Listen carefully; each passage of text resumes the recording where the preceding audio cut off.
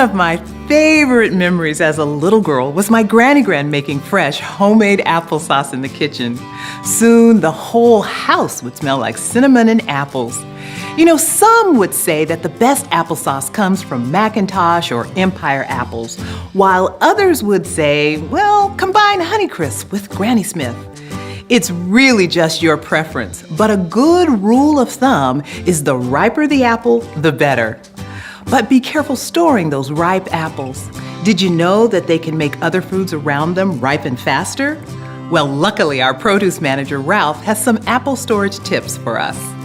Well, with apples being a fast ripening fruit because of the ethylene gas it produces, the best way to slow it down is in the refrigerator. But if you want to keep them on the shelf, they'll ripen up and be very flavorful.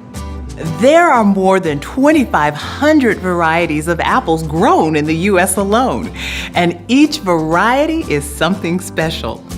Fuji and Gala apples are good to eat out of hand or fresh in a salad.